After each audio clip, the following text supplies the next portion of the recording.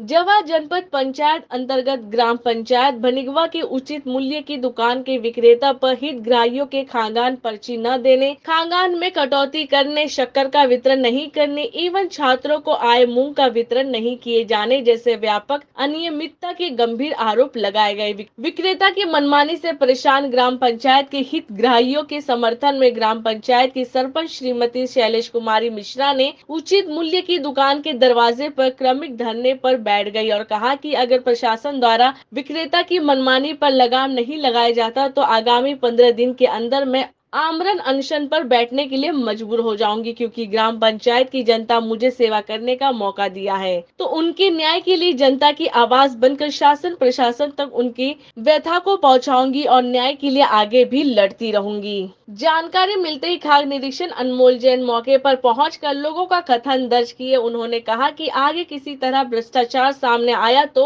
उचित कार्रवाई के लिए हम उच्च अधिकारियों को लिखेंगे। अधिकार पंचायत राज संगठन के माध्यम से आज मनगवा तहसील का घेराव किया गया, जिसमें 25,000 लोगों ने उपस्थित होकर इस कार्यक्रम को सफल बनाने में अपना सहयोग प्रदान किया गया। इसके लिए सबसे पहले उस जनता जनार्दन को मैं धन्यवाद देता हूं, जिसने सरकार को झुकाने में, सरकार के प्रति अपने जनप्रतिनिधियों को मांग पहुंचाने में पूरा सहयोग और पूरा योगदान लिया।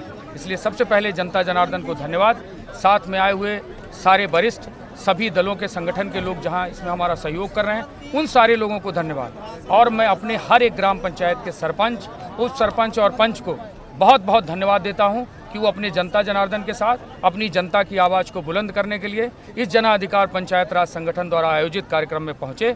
सभी को बहुत धन्यवाद ज्ञापित करता हूं। 15 सूत्री मांगों को हमारे बीच नीलमणि अग्रहोत्री जी एडीएम रीवा आए और उन्होंने हमारा मांग पत्र लिया और एफआईआर मुकदमा वापस करने की घोषणा की। साथ में जो 14 विभागीय मांगे उसको तत्काल उन्होंने 7 दिवस के अंदर उस पर कार्रवाई कराने का आश्वासन दिया। जिले में मुख्यमंत्री भी आ रहे हैं, उसको लेकर क्या आप लोग ये जो मांग है उनके सामने भी प्रस्तुत करेंगे? निश्चित रूप से हम अपनी मांगे सरकार तक पहुंचा चुके हैं। मुख्यमंत्री जी को व्यक्तिगत रूप से हम ट्वीट कर चुके हैं, मेल कर चुके हैं। सारी चीज़ें अपने द्वारा हमने कर दिया है। सरकार ने मुझे आश्वस्त दिया, सरकार के वरिष्ठ अधिकारियों ने, तो मुख्यमंत्री जी के कार्यक्रम में हम कल नहीं जाएंगे, उससे मेरा कोई लेना देना नहीं। हमारा उद्देश्य है अपनी मांग, अपने क्षेत्र के विकास के लिए निर्भरता और निश्चिंतता से काम करना। सरकारी कर्मचारी, जमीनी कर्मचारी, हम सारे सरपंचों का, पंचों का सहयोग करें, जिससे हमारे क्षेत्र का सर्वांगीण विकास हो सके। जनता जनार्दन को हम लोग जो विश्वास के साथ उन्होंने हमको जिताया है, तो हम लोग विश्वास को बनाए। अगर मांगे पूरी नहीं हो तो क्या कदम रहेगा? अगर आपका मांगे पूरी नहीं हो तो निश्चित तरह इससे 3 गुना बड़े आंदोलन और जनता के साथ पहुँचेंगे और शासन प्रशासन की ईंट से ईंट बजा देंगे। जन अधिकार पंचायत राज संगठन के द्वारा आज यहाँ पर तहसील प्रांगण में अपना ज्ञापन सौंपा गया है।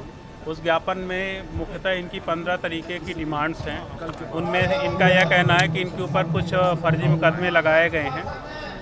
तो जैसा कि आपको भी पता है कि जब भी एक मुकदमा लगता है तो उसके ट्रायल के पहले एक इन्वेस्टिगेशन की प्रोसीजर होती है, कंप्लीट होती है।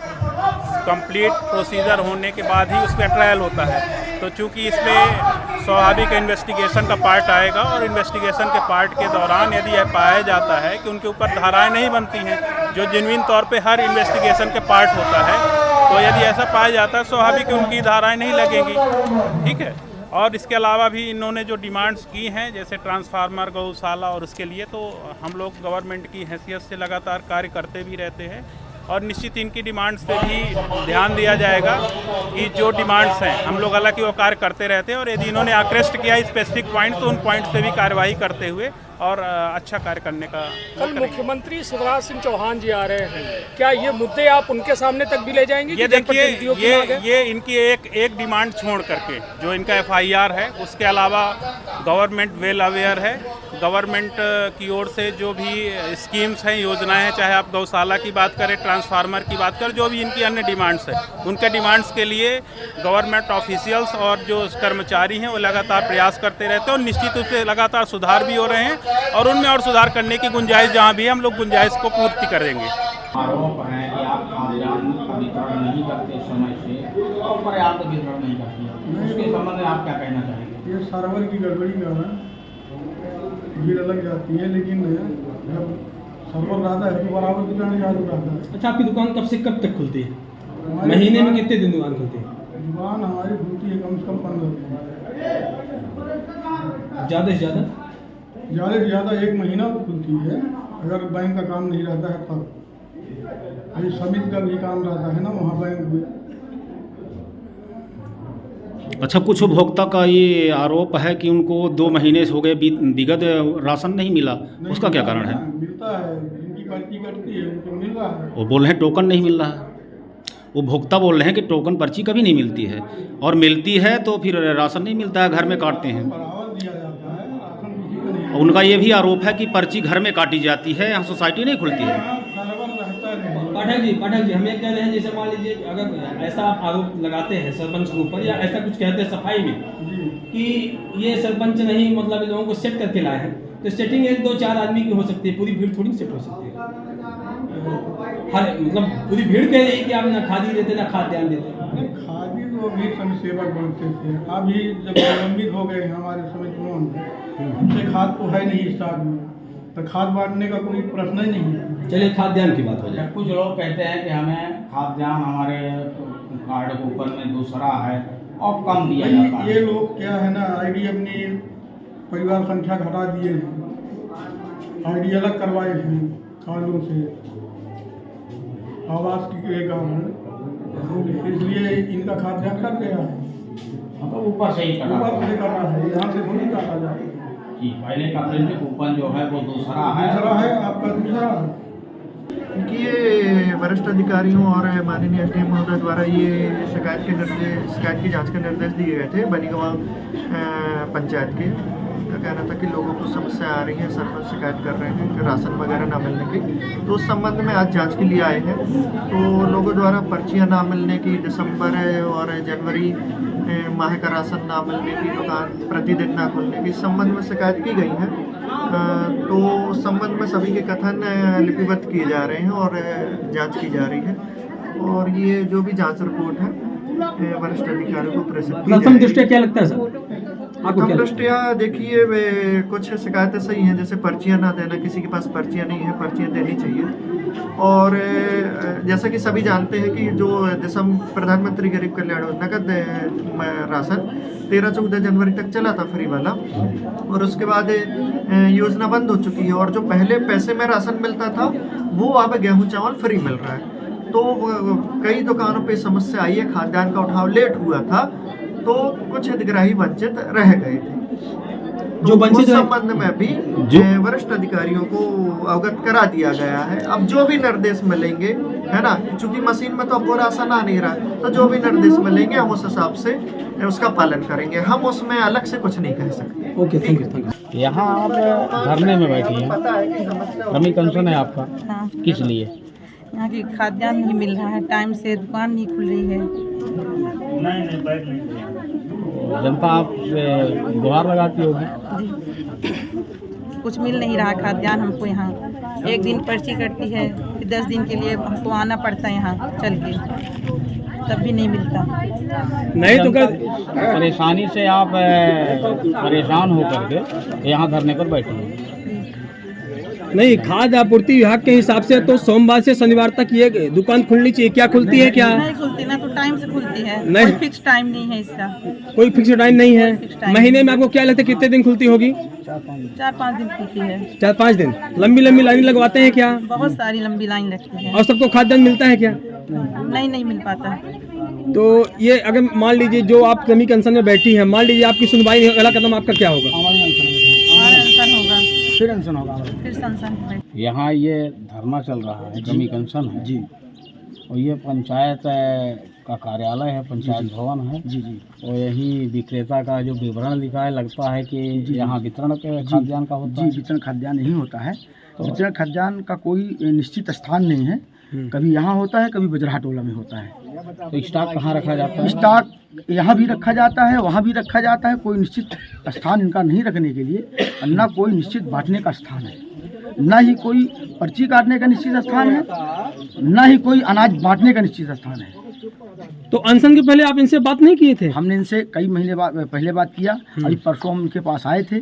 हमने कहा कि आप पर्ची फिंगर लगवा रहे थे बिजरा टोला में। हमसे इनसे कहा कि भाई आप फिंगर लगवा रहे हैं, पर्ची क्यों नहीं देते हैं? बोले रजिस्टर मेंटेन करना पड़ता है। हमने कहा कई ग्राम पंचायतों में हम घूम रहे हैं, देख रहे हैं, पर्ची तुरंत दे दी जाती है। उस पर खाद्यान्न पर्ची में हमारा अनाज लिखा होता है, उसमें हमारा लिखा होता है कि 1 केजी नमक है, जो भी डिटेल लिखा होता है।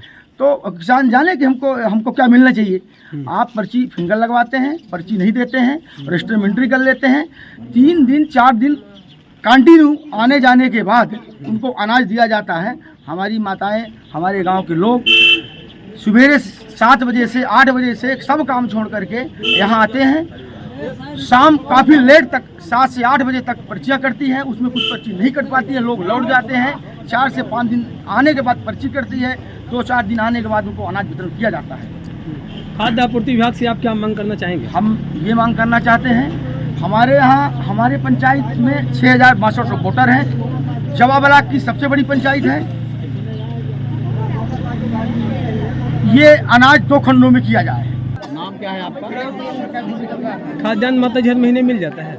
मिल जाता है, लेकिन शक्कर पूरा नमक मिलता है? पूरा राशन पूरा मिल जाता है?